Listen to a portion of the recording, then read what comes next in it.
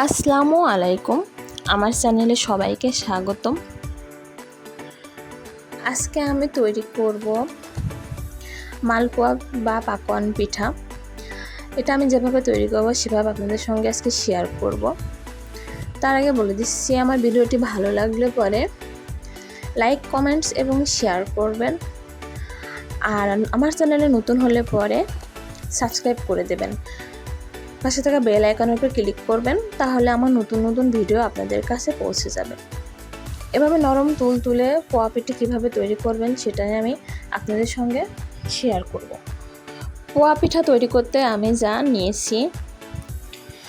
নিয়েছি half KG চালের গুঁড়া, আর নিয়েছি 1.5 টেবিল চামচ সাদা আটা, নিয়েছি চিনি, লবণ, আর হাতে সহ্য হবে না এমন গরম পানি। তবে আমি সাদা আটাটা এর ভিতরে এখনই দেইনি, পরে দেব। দিয়ে এটাকে আমি ভালো করে এখন এগুলোকে আমি মিক্স করে নিচ্ছি সাদা আটাটা বাদে।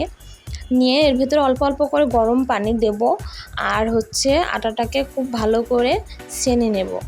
আটাটা যেহেতু আমি হাত দিতে পারছি না, তাই আমি এমন একটা ওড়ং নিয়েছি। আপনারা চাইলে পরে হ্যান্ড রুইচ বা অন্য কিছু ব্যবহার করতে পারেন।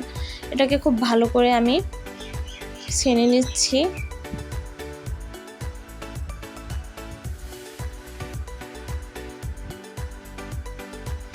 এবার এ পর্যায়ে গোলাটা প্রায় তৈরি হয়ে এসেছে। এখন এই যে এমন আর কি 1 নখ মতো আমি চালের গুঁড়া দিচ্ছি। এটা কিন্তু 1.5 টেবিল চামচই প্রায় হয়ে যায়। তো এবার ঘন করে একটা গোলা আমি তৈরি করে নেব। খুব ভালো করে এটাকে নাড়তে হবে তেলের উপরে দেওয়ার আগে। তেলটাকে আমি গরম করে নিয়েছি, আর এখন অনবরত নাড়তে হবে গোলাটা নেড়ে।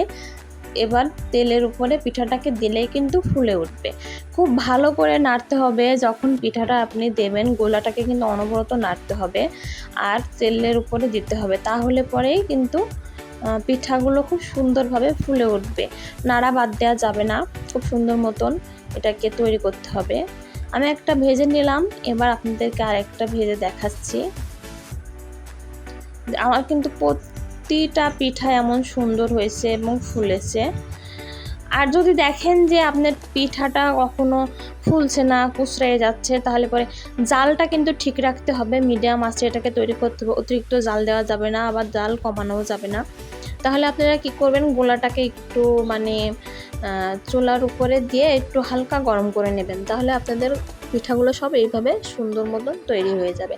এই যে আমি ফুলকো ফুলকো একেবারে মালপোয়া তৈরি করে ফেলেছি, নরম।